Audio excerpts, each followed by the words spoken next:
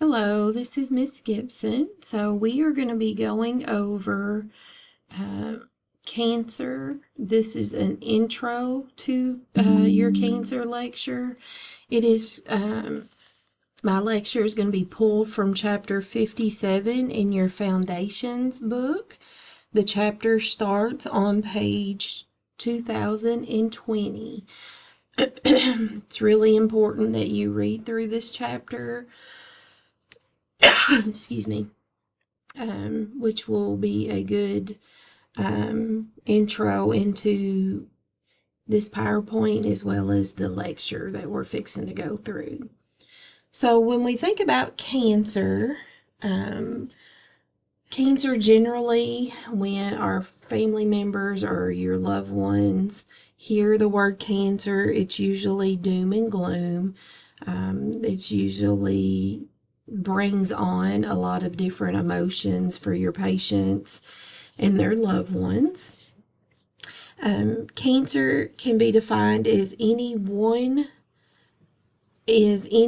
of a group of diseases characterized by the uncontrolled growth and spread of abnormal cells in the body. We know that early detection and prompt treatment can cure some cancers and slow the progression of others. If not detected or controlled, cancer can result in death. Overall, it affects people of all ages, but most cases are diagnosed in people older than 55. Cancer incidence is higher among African American males than among members of any other race. African American women have the second highest rate of cancer. In 2018, there was over 1.7 million new cancer diagnoses. And then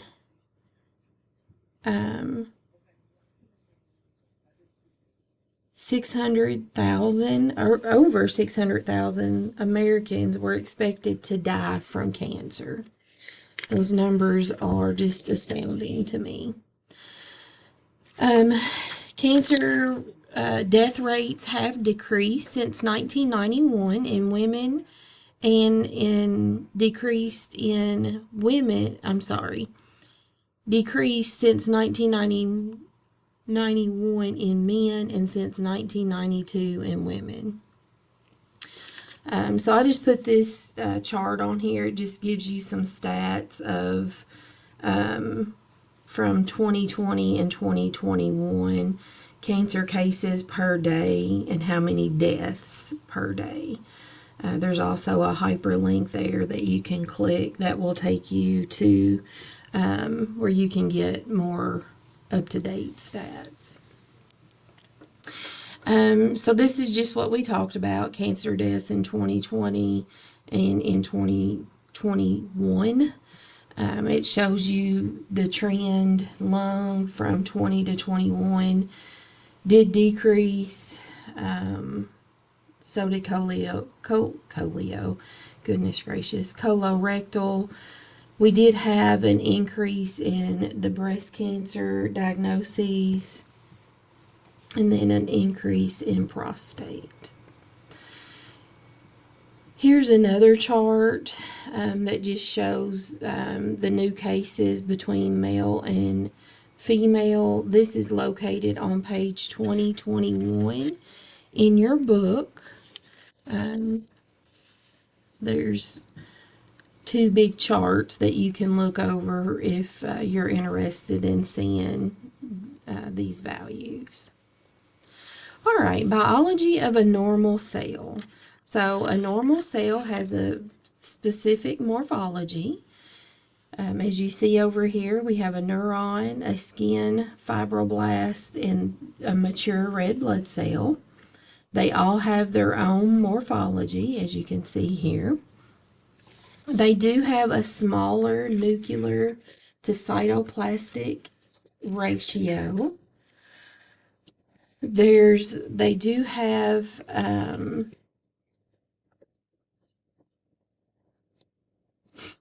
The smaller nuclear to cytoplastic ratio is a normal size nucleus is small compared to the size of the rest of the cell, including the cytoplasm. They do have differential function. Every normal cell has at least one function to contribute to the whole body function. That's very important. They do have tight adherence, which means they are adhered together by fibronectin, which is a protein that the cell produces to kind of hold the cells together. They do not wander through the body except for blood cells. Blood cells do move, and they are orderly and well regulated within their mitosis process. We know that mitosis is where that the cells divide, and they divide to develop normal tissue or to replace lost or damaged normal tissue. Cellular regulation of the division is a balance between the proteins that promote cell division and the proteins that limit cell division. So your contact inhibition, this stops further rounds of cell division when the dividing cell is completely surrounded and touched by other cells. It can only divide when some of the surface is not in direct contact with another cell. Apoptosis, this is programmed cell death. The cell has to die at the appropriate time. Normal cells have a finite lifespan. Normal chromosomes, euploidy, this just means that there's 23 pairs of chromosomes.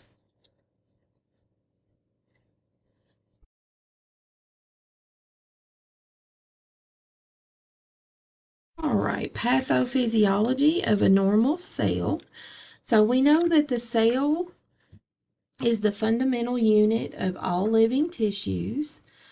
They have 5 unique characteristics: growth, metabolism, responsiveness, reproduction, and homeostasis. So we know with homeostasis, that just means that the body or the cell is at its normal. Everything is leveled out and everything is where it's supposed to be. With the metabolism, we know that cells have to have oxygen and food. They have to have nourishment to grow and reproduce. Some of them do have to respond to their other cells, and then of course we have the reproduction or the mitosis, where that they are dividing and making more cells. Cellular regulation is a fundamental process that maintains that homeostasis. It also controls cell growth and division and enables cells to respond to environmental changes. So that cellular regulation is a very important process within the cell pathophysiology. So now we'll move on to cancer cells. So cancer cells are not subject to the usual restrictions placed on cell by the host.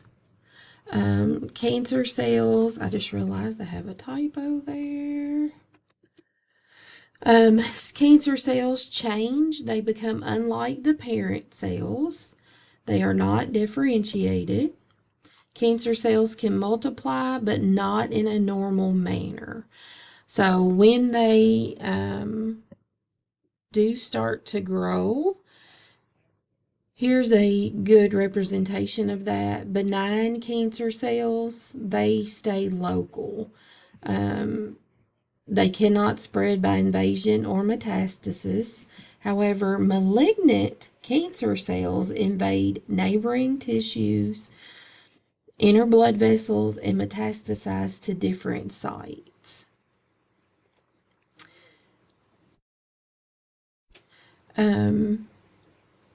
Cell The cell proliferation is defined as the process of increasing the number of cells through regulated cell growth and division.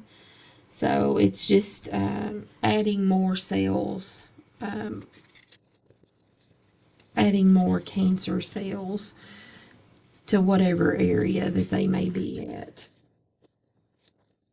Some key terms that you guys need to know, these are non-neoplastic growth patterns. This is located in on page 227. There's also a chart at the top of 227 that you guys need to look at and make sure that you have an understanding of the different characteristics of a benign tumor and a malignant tumor. And that table will explain that. So with hypertrophy, you have growth that causes tissue to increase in size by enlarging each cell. We know that hyper means large or increase. Hyperplasia, this is growth that causes tissue to increase in size by increasing the number of cells. Metaplasia, this is mature cells that have differentiated cells in a tissue are replaced by another cell type. So that means that the mature cells that were there have been replaced with something else. And then you have dysplasia. This is abnormal development of cells within tissue or organs. Now we'll talk about cancer development. So you have malignant transformation. Then we'll talk about the malignant transformation is a process of changing normal cells into cancer cells. It occurs through loss of cellular regulation. So the steps of carcinogenesis is the first step is initiation. This is where normal cell loses cellular regulation by having their gene promoting cell division turn on excessively. So with initiation, they're producing cells. A change in gene expression caused by anything that can penetrate a cell gets in the nucleus and mutates the DNA. This is an irreversible event that can lead to cancer development. It can cause widespread metastatic disease, can develop from just one cancer cell. And some carcinogens, which are substances that change activity of cell genes. Some different carcinogens would be chemicals, physical agents, or viruses. There are 56 agents are known and about 187 are suspected.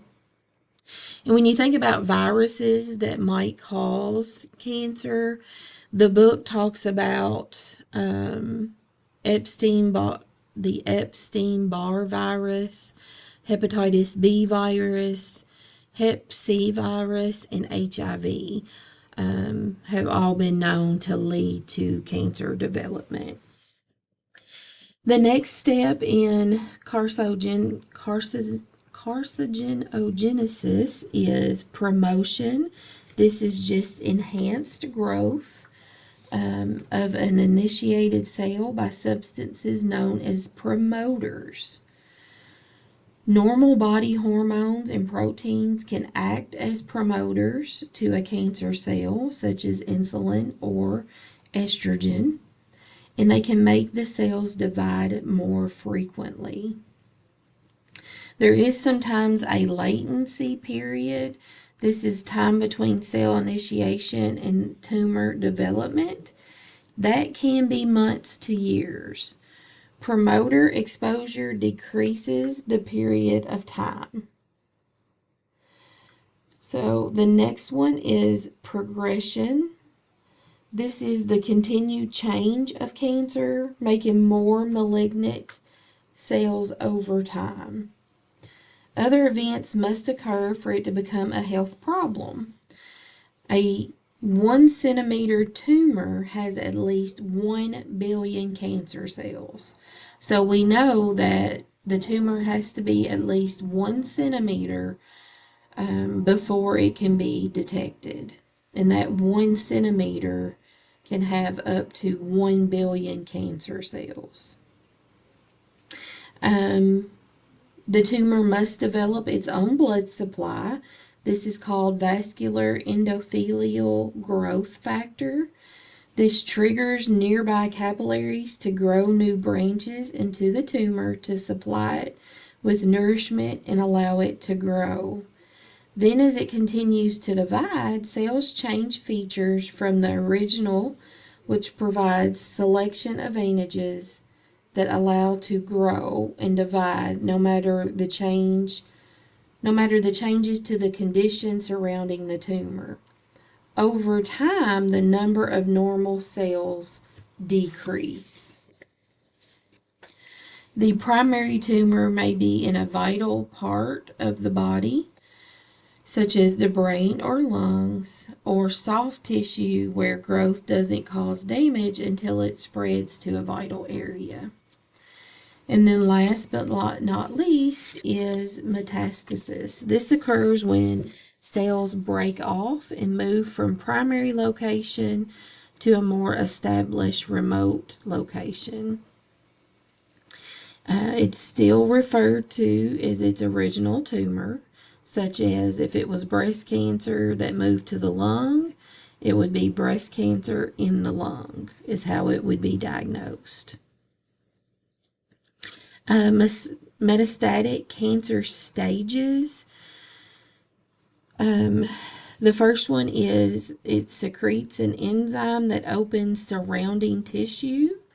The tumor size grows, enforcing cell invasion to new territory. Blood-borne metastasis. This means it spread to distant organs and tissues, requires cancer to penetrate blood vessels. Tumor cell released into the blood, and most common cause of cancer spread. Invades remote site. This is where the cancer cells clump in the blood, become trapped in capillaries, and damage walls to inner surrounding tissue. A remote site. This is when conditions support tumor growth. Cells stop circulating, invades, and second tumor is created. You also have lymphatic spread. This is another way cancer spreads. This is where it spreads from one area to another through the lymph nodes and vessels.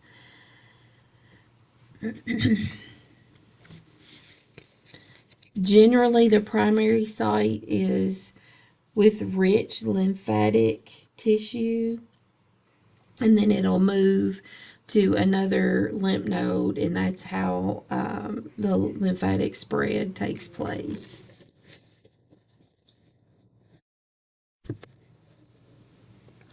Next, we'll talk about grading. This is on page 228 in your foundation book. So you have different stages. You have 4 different grades. Well, actually 5 if you count grade 0.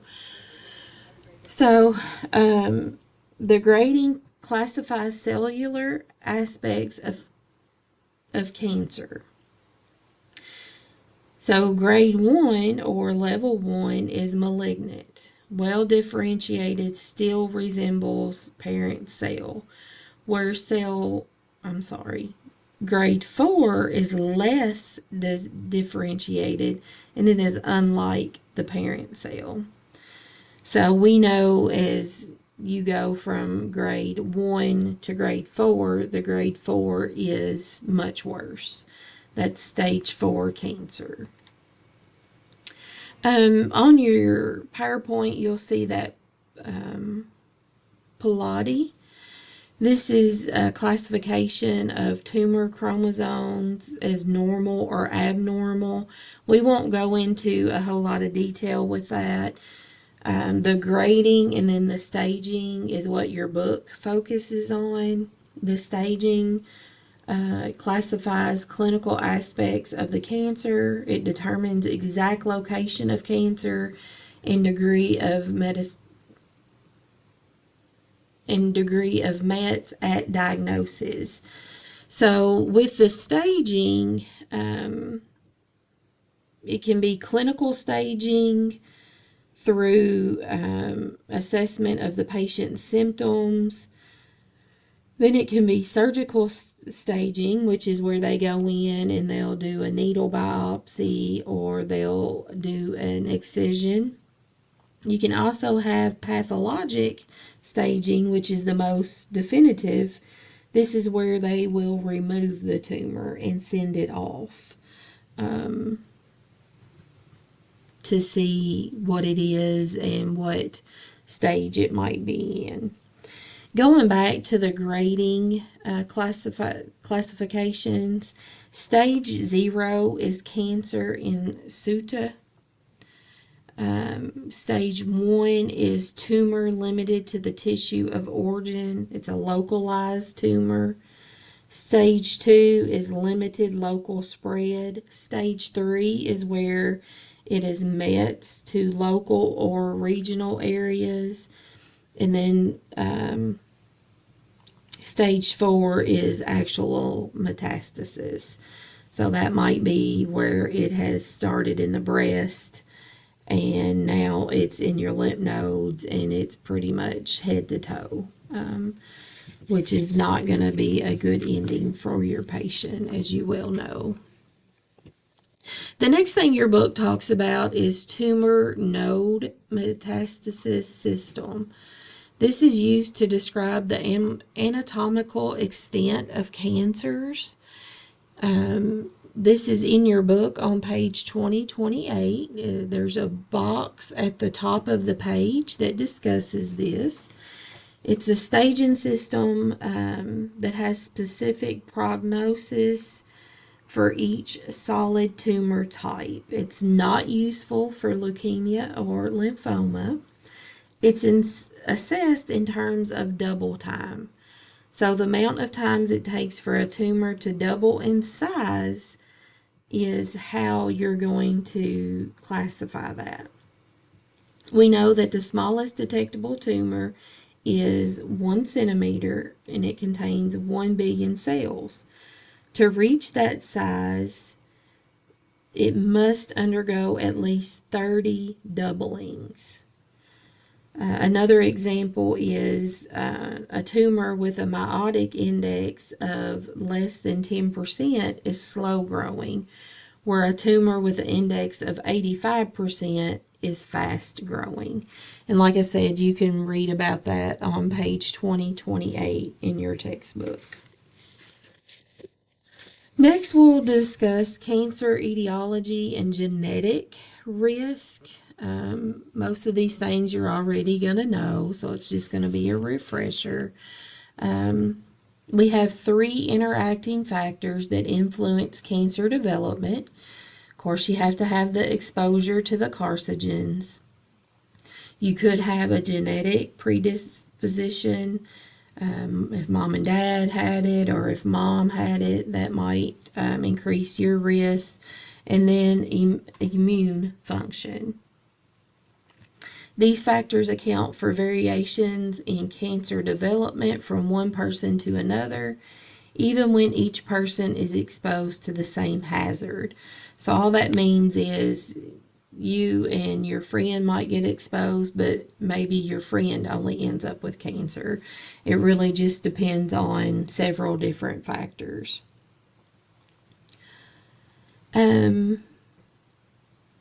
We will talk about oncogene activation.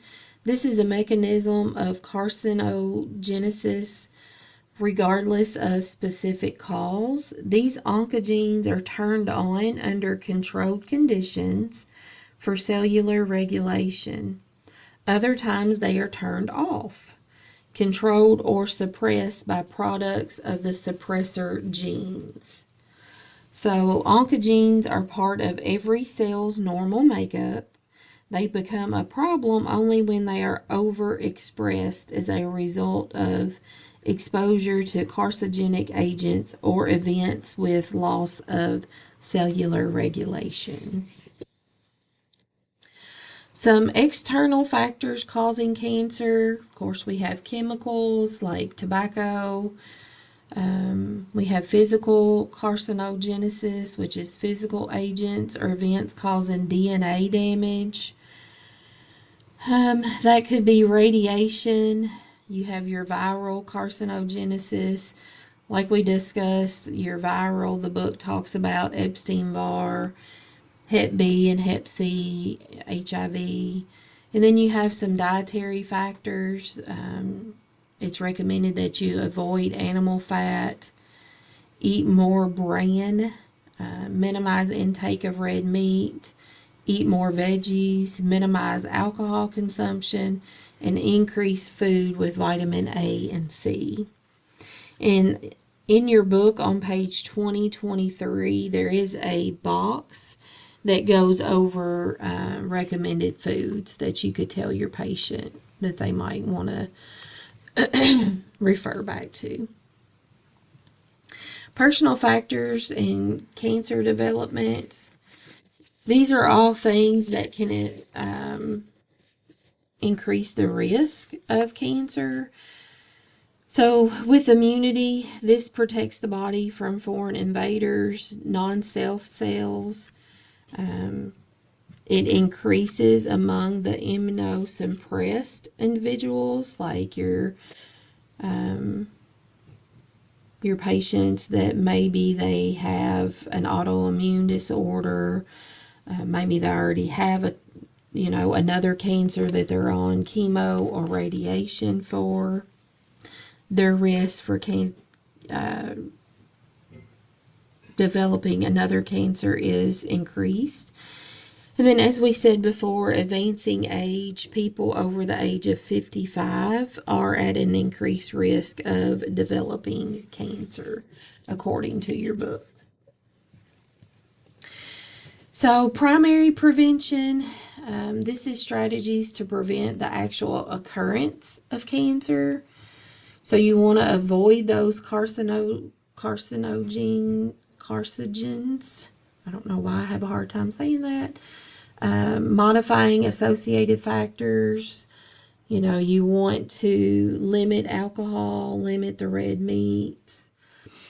Removal of at-risk tissue. This reduces cancer risk in persons who have a known high risk for developing a specific type of cancer, such as breast cancer, colon polyps, moles. You also have chemo prevention. These are drugs or chemicals that can disrupt one or more steps in the cancer development.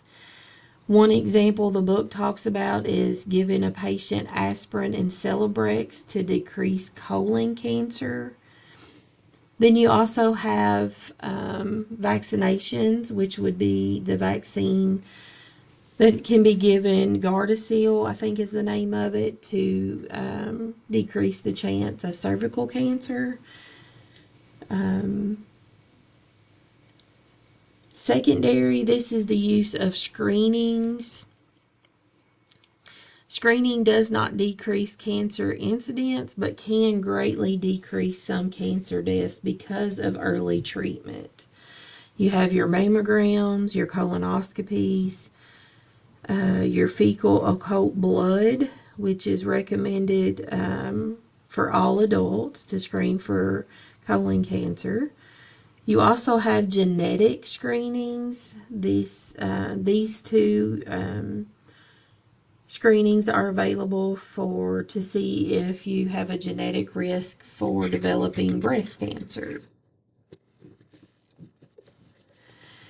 And then this is an acronym that your book talks about. It's caution, changes in bowel or bladder habits, a sore that does not heal, unusual bleeding or discharge, thickening or lump in the breast or elsewhere, indigestion or difficulty swallowing, obvious change in wart or mole, nagging cough or hoarseness. Like I said, this is all in chapter 57 of your foundation book. And these were 7 warning signs of cancer. That's a very good educational tool that you can pass on to your patients as well as their caregivers. I'm not telling you it's going to be easy. I'm telling you it's going to be worth it. And it will. Just keep on keeping on. If you have any questions, please make sure you email me. If I have confused you or misspoken, please shoot me an email. Have a good day.